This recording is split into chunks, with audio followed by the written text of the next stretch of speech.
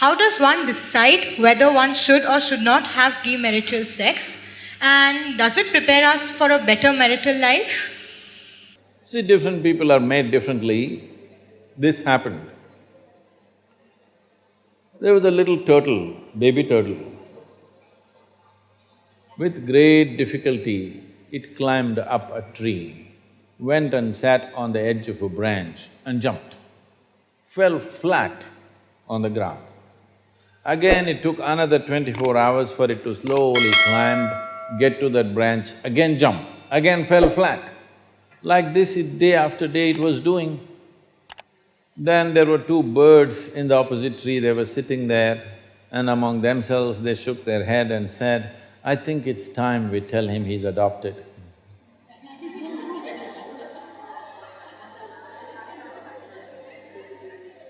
For everybody, we are trying to draw the same prescription. This is not going to work.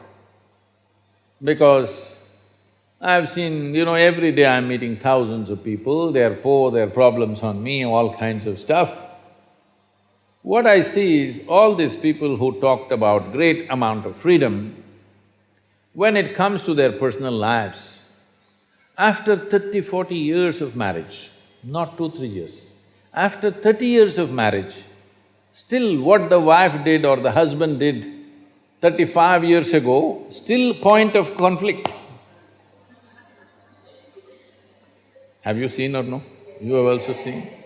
So when you know this is the state of human mind, you must know what to do and what not to do. It is not a question of morality, it's a question of what kind of life do you want to craft for yourself. It's about that. Is it a morality? Is it that nobody should get into anything or everybody should get into something? There's no such thing. What kind of life are you wanting to craft for yourself? A kind of life where your relationships mean really binding yourself in such a way that truly you can depend on yourself, or it's like visiting restaurants every day, you want to taste something new and see, but you could get very unhealthy with that. There are some people who stick to their home food, though it tastes about the same every day, but those people are generally healthy, isn't it?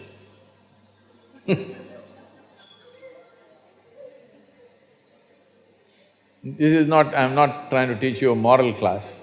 I'm not a moral class person, but these kind of things are happening in the society. People are trying to draw prescriptions. Everybody must do this, otherwise you're no good, or everybody should not do it, otherwise you're no good.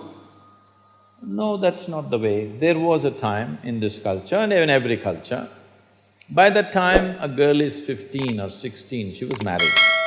By the time a boy is 17 or 18, he was married.